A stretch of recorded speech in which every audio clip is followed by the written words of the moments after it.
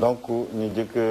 nga jëkk opportunité économique wax nga ko yow ah. donc je n'y reviens pas. parce que pour def projet xam nga des fois pour def projet c'est extrêmement difficile les gens pensent que da ngay xëy rek. ci tiroir rek def projet pour def projet pour que ñu accepter c'est-à-dire que le gouvernement il peut accepter projet bi dafa am plusieurs questions yoo xam moom la ñuy poser. dañuy poser d'abord est-ce que le projet répond à un besoin spécifique est-ce que projet bi am na problème bu nga xam ne moom lay régler il faut mu am problème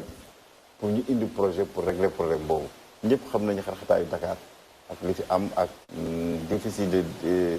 déficit ak congestion bi nga xam ne ak xaalis bi ñuy perdre. loolu nga expliquer après ñun de est-ce que le projet économiquement viable ñëpp xam nañ ni que dañuy perdre ci xar-xataayu Dakar 108 milliards par année. boo toogee 4 ans 5 ans nga perdre 500 et quelques milliards.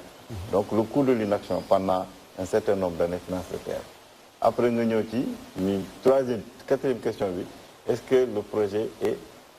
financièrement viable loolu mooy est-ce que projet bi xaalis bi muy génne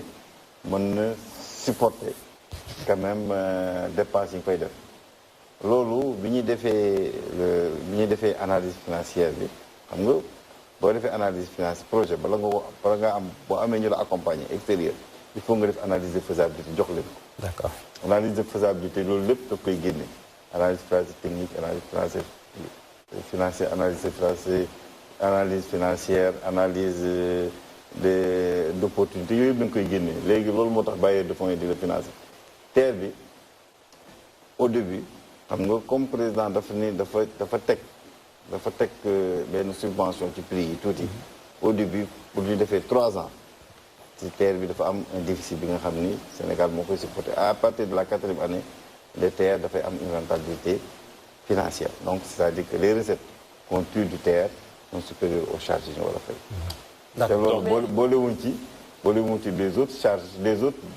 recettes yi nga xam ni Sénégal comptabilisé wu ko les